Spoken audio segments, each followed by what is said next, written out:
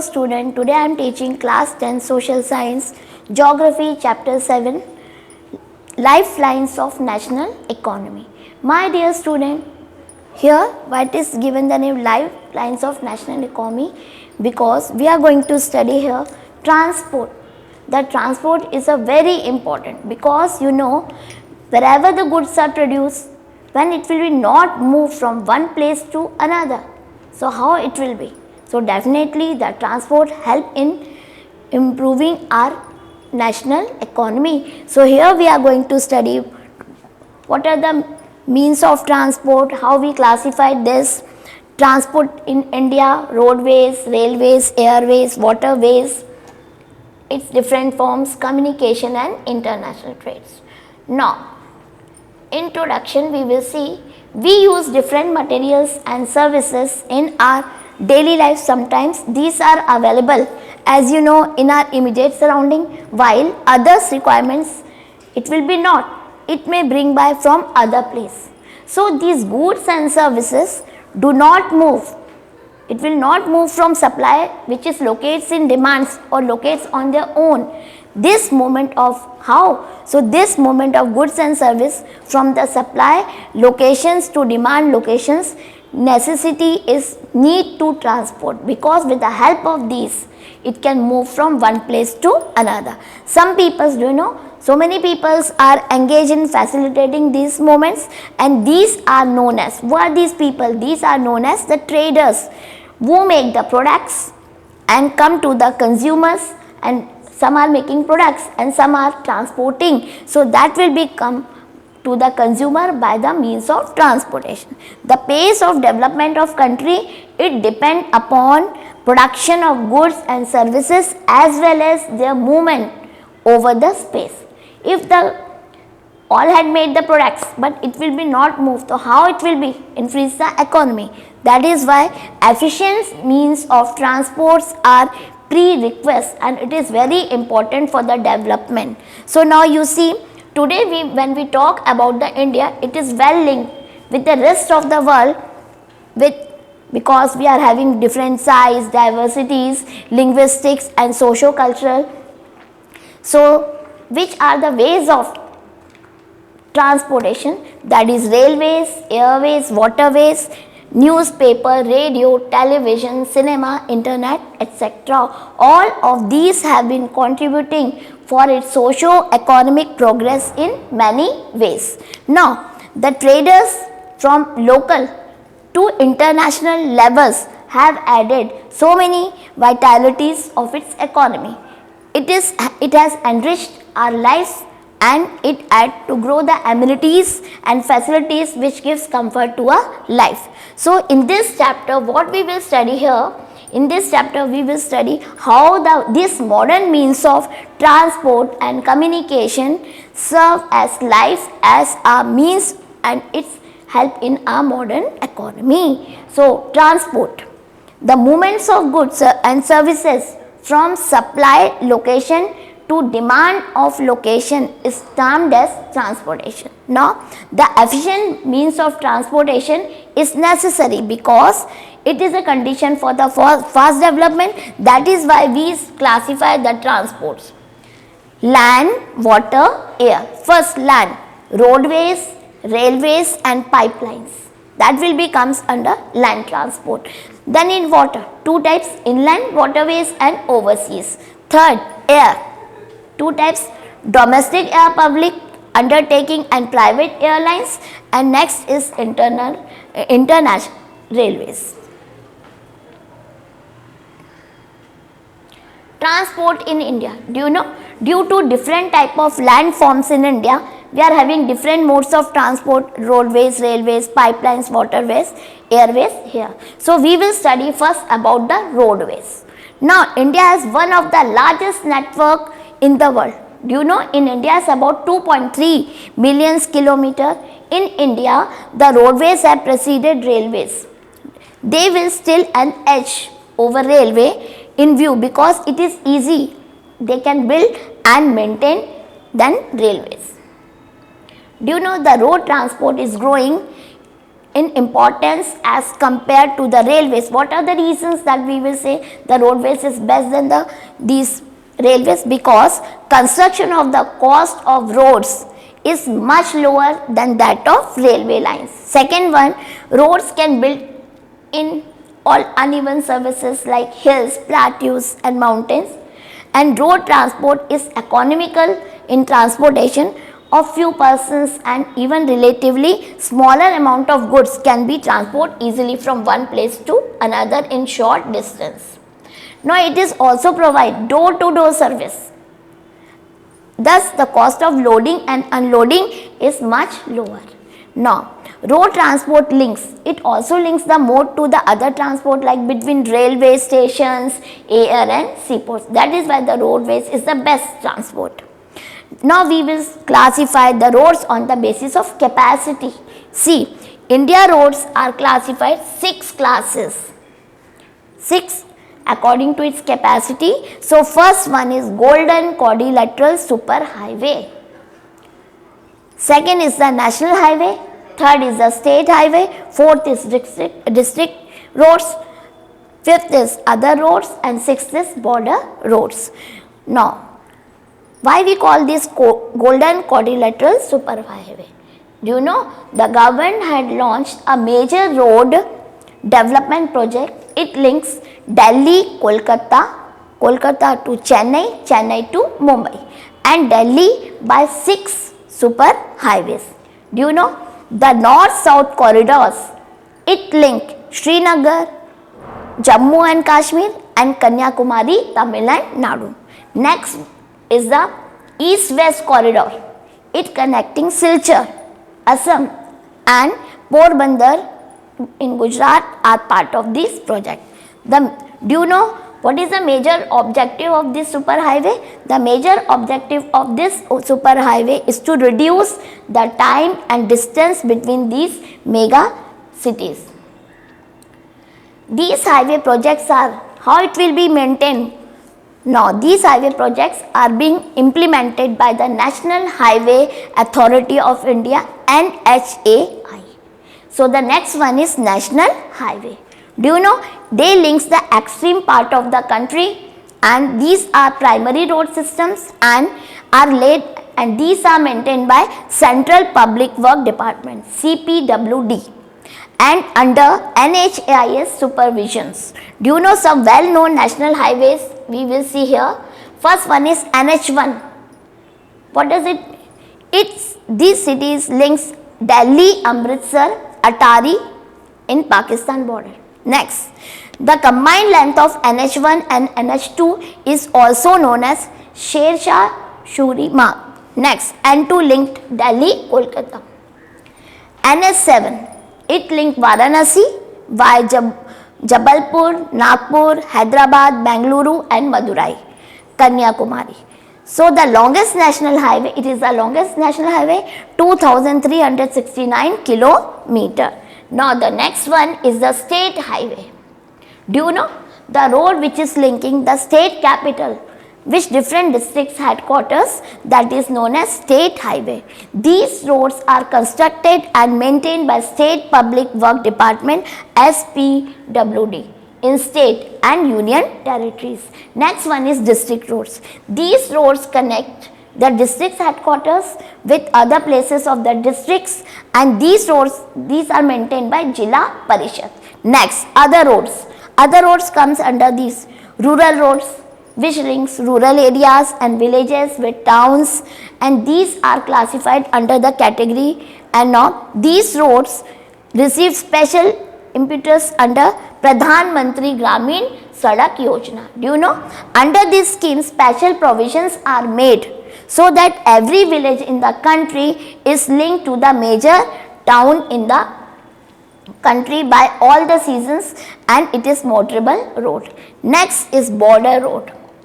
Apart from these border road organization, a government of India undertaking the constructions, and they maintain the roads in bordering areas of the country. Now you see, this organization was established in 1960 for the development of the roads of strategic importance in northern and northeastern border areas. Do you know these roads have improved accessibility in area wise of difficult terrain regions and have helped in the economic development of this area. Now classification of road on the basis of, we classify the road on the basis of which type of material we are using. According to that it is again classified. First one is metal road. What does it means? Means these roads are made by cement, concrete or even bitumen of coal. Therefore these are also called weather road.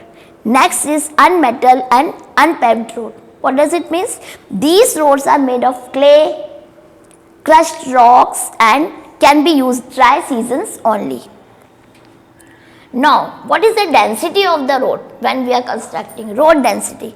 Do you know the length of road per 100 square meter of area is known as density of road, and now it varies from only 12.14 kilometer in Jammu and Kashmir to 1777 kilometer in Kerala. On 31st March 2011, with the national average we will see, so here we can see 142.68 kilometer as on 31st March 2011. But you have seen how the roadways are divided in our country. But you know, can they will face some problems? Yes, definitely. So what type of problems faced by the road transportation? See, many roads are being unmetals, due to which the transportation is very difficult during which season? Mostly in rainy season. And next one is inadequate reach to national highways in many places. Bridges and culverts means tunnels. These connecting the roads are old and narrow at many places. So these are the main problems in roadways. Now we are taking the next one is the railways. As you know, the railways are the principal mode of transportation for freight and passengers in India. Do you know? Railways also make it possible to conduct multifarious activities like business, pilgrimage along with transportations of goods over long distance. Apart from another important is Indian Railways have been a great integrating force of more than 150 years. Do you know the railways on India bind the economic life of the country and as well as it accelerate the development of the industries and agriculture. Do you know the Indian Railways have a network near about 7,137 stations spread over route of the length 60,687. For the administrative convenience, we see India Railways are divided into how many zones? It is divided into 16 zones. These are three type of gauge: railway tracks, broad gauge, meter gauge and narrow gauge. Do you know the distribution of pattern of railway network in the country has been mostly, it is influenced by so many factors like physiographic, economic and administrative factors. We can see the northern plain with vast level land because this area is high populated density and it is having a rich agriculture resources. It provide a most favorable condition for their growth. Now next, a large number of rivers requires here to construct bridges across the wide bed posts in some obstacles for the railway. Do you know in the hilly terrain area, peninsular regions, railway tracks are laid through low hills, gaps and tunnels. But you have seen in railway there are so many challenges comes. So what are the challenges for Indian Railways? See, first one, the Himalayan mountain region too is unfavorable for the construction of railways. Why? Because due to high relief, sparse population and lack of economic opportunity. Second one, it was very difficult to lay the railway lines in sandy plains of western Rajasthan, swamps areas of Gujarat, forested tracts of Madhya Pradesh, Chhattisgarh, Odisha and Jharkhand. Do you know the contiguous stretches of Sahyadri could be crossed only through gaps of passes, that is called ghats. And in recent time you have seen the development of Konkan Railway along the west coast has facilitated the movement of these passengers and goods in this most important economic region of India, but it also feeds a number of problems. What type of problems it faces? Such as sinking of track in some stretches and landslides. These are the biggest problem. Do you know it requires construction of bridges over rivers in north and eastern India. Next, the initial cost of laying tracks are too high. That is why these are the biggest problem. So it is better is the roadways. Next, some problems which are still faced by Indian Railways are many passengers they travel without tickets. Theft and damaging of railway properties has not yet stopped completely, and people stop train by pulling the chain unnecessarily cause and heavy damage to the railways. Next we will see the pipeline. Can pipeline be also help in the transportation? Yes. So see how pipeline transportation network, it is a new arrival on the transportation map of India. See, in the past we are using the pipelines only for supplying the water to cities and industries. Now these are used for transporting the crude oil, petroleum products and natural gases from oil and natural gas fields to the refineries, fertilizer factories and big thermal power plants. Do you know nowadays the solids can also be transported through a pipeline. When it is converted into slurry, then it can be sent easily by the pipelines. The far inland location of refineries are Barauni, Mathura, Panipat, and gas based fertilizer plants could be thought only because of these pipelines. Do you know initial cost of laying pipeline is high, but subsequent running cost is minimal, and it rules and transshipment losses or delays can be solved easily. There are three important network of pipelines in India that help in transportation in the country. First one is from oil fields in Upper Assam to Kanpur, UP, via Guwahati, Barauni and Allahabad. Do you know it has branches from Barauni to Haldia, via Rajband to Maurigram and Guwahati to Siliguri. In this way the pipeline is connected. Next, from Salia in the Gujarat to Jalandhar in Punjab by Viramagam, Mathura, Delhi and Sonipat. Do you know it has branches to connect this Koyali near Vadodara, Gujarat, Chasku and other places. Next, gas pipelines from Hazira in Gujarat, it connects Jagdishpur in Uttar Pradesh by Bijapur in Madhya Pradesh, and it has branches to Kota in Rajasthan, Shahjahanpur, Baberia and place in Uttar Pradesh. Next is the waterways. Waterways are the cheapest means of transport. It is fuel efficient, environmental friendly and suitable for carrying heavy and bulky goods easily. Inland waterways. Do you know India has inland navigation waterways of about 14,500 km inland, out of which 5,685 km are navigable by mechanized boats. The waterways declared as national waterways are, first one is NW1. How it is connected? Allahabad to Haldia, 1620 kilometers on the Ganga, Bhagirathi and Hooghly river system. NW2, Sadia to Dhubri, 891 kilometers on the Brahmaputra river. NW3, West Coast Canal in Kerala, 205 kilometers, Kotapuram, Komman, Udigamandal and Champakara canals. Next is NW4, part of Krishna and Godavari along with Kakinada, Puducherry stretch of canals. Now it is 1078 kilometers. NW5, parts of Brahmani river along with Metal river, delta channels of Mahanadi, Brahmani rivers and East Coast Canal, 588 kilometers. Which are the major seaports in India which help in the transportation? Major seaports we can see, the country has 9.5% foreign trade to moved by sea, that constitute near about 68% terms of value. With a long coastline of about 7,516.6 kilometer, India has near about 12 major and 200 intermediate and minor ports. Some prominent seaports of India are, first you see Kandla. In Gulf of Kutch, Gujarat, it is a tidal port and developed after the independence to handle export imports of granaries and industrial belts of north and west of India. Second one is Mumbai, Maharashtra, biggest port in India with natural harbour. Jawaharlal Nehru Port developed nearby because it is easy to connect with this Mumbai port. Next, Marmago, Panji, Goa, it is for iron ore export.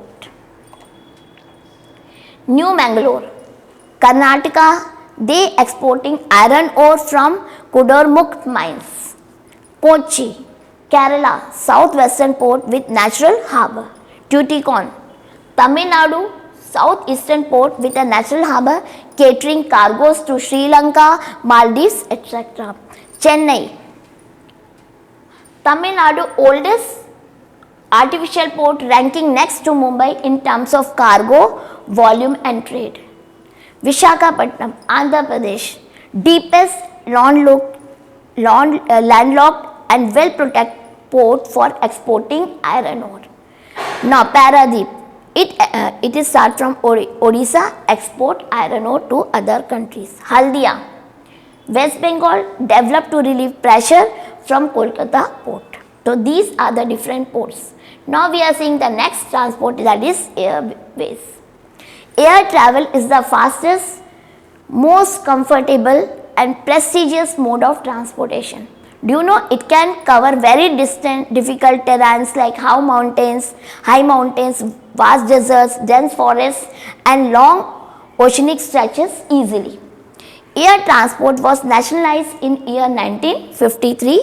Indian Airlines, Alliance Air, subsidiary of Indian Airlines, some private scheduled airlines and non-scheduled operators, they provide domestic services and Air India provided international air services. Pawan Hans helicopter. Do you know what is the function of this? Pawan Hans Helicopter Limited, it provides helicopter services to oil and natural gas ONGC in its offshore operation to inaccessible areas and difficult terrain areas like northeastern states and interior part of Jammu and Kashmir, Himachal Pradesh and Uttarakhand. Next is the communication. Do you know? Communication is also an act of exchanging information. Personal communication and mass communications are two major means of communication in the country. Personal communication, it is a process of transmitting messages between the peoples by mobile phones. Postal letters are the example of these communication. Indian Post, do you know Indian Postal Network is the largest in the world. It handles parcels as well as personal written communication, cards, envelopes. All are considered first class mail and airlifted between station covering both land and air. Next, the second class mail includes book packets, registered papers and periodicals. Do you know? They are carried by surface mail covering land and water transport. Next, to facilitate quick delivery of these mails in large towns and cities, we are having 6 mail channels have been introduced recently and they are called Rajdhani channels, Metro channels, Green channels, Business channels, Bulk mail channels and Periodical channels.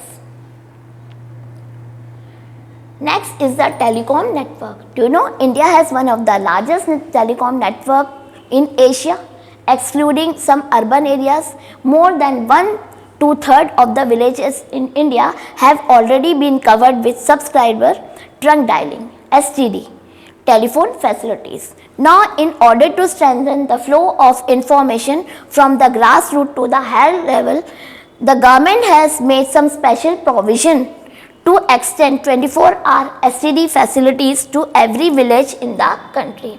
Do you know there is a uniform rate of STD facilities all over India, and it has been made possible how? By integrating the development in space technology with communication technology. That by these it will be possible.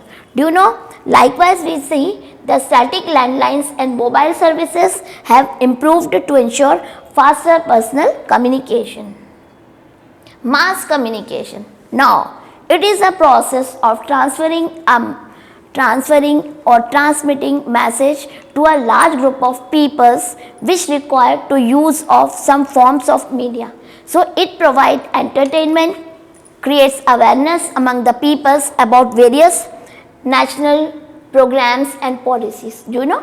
These media includes radio and magazines, books and films, television and radio, All India Radio, Akashvani and Doordarshan, the national TV channels broadcast a variety of programs in national, regional and local languages.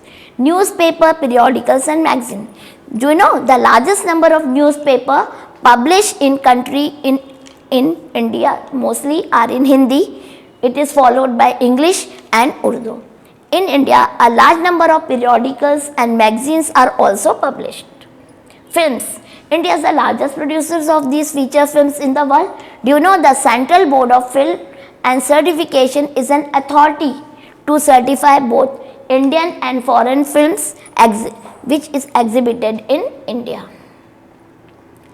International trade, how it will be? See, the exchange of good among the people, states and country are referred to as trades. So, the trade between the two countries, that is called international trade. Export and import are the sent of the components of trade. When goods are sent to another country, so we are called its export, whereas the goods which comes to another country, to our country in India, that is called import. Do you know international trade has undergone a major change? So many changes they had done since the start of liberalization in 1991. India has emerged as software giant at the international level and is earning large amount of foreign exchange through the export of information technology. Now, balance of trade, BOT. Do you know the balance of trade is the difference between export and import of the country? How? See, when the value of export exceeds, means it go beyond the limits, so the value of imports on the contrary, its value imports are exceeds. So, value of exports. So, it is termed as unfavorable balance of trade. What are the export shares during 2016 to 17? We can see agriculture and allied products near about 8.64%, gems and jewelries 12.8%, chemicals 9.76%, machineries 8.9%, agriculture and allied products 5.84%. Now, next, can tourism help us in increasing our economy? How it will become a trade? We can see here. Tourism in India has grown fast over last 3 decades. Do you know foreign tourist arrival in India has increased near about 4.5% during the year 2015 as compared to the previous year. How much it contributing? It contributing rupees 1,35,193 crore of foreign exchange in 2015. Do you know during the year 2015 almost 8.03 million of foreign tourists visited in India. More than 15 million people are directly engaged in the tourism industries in India, and so many people are doing different type of jobs in this tourism area. Advantage, what advantage we get from the tourism? See, tourism promote first national integration, it provides support to local handicrafts and cultural activities of the country, and it also helps in the development of international understanding about the culture and heritage. Do you know Rajasthan, Goa, Jammu and Kashmir and the temples of towns of South India, they are important places for the foreign tourists in India. Foreign tourists visit India for mostly heritage tourism, eco-tourism, medical tourism and business tourism. There are vast potential development in the northeastern states and the interior parts of the Himalayas, but due to some strategic reasons, these have not been encouraged so far. However, we think that there is a bright future ahead for these upcoming industries. So now you have seen today that how these transport helps in the development of our economy, and it helps for the people who will get the job easily, and it help in the development of our country. So today I had finished this. In next class I will take the economics. Thank you.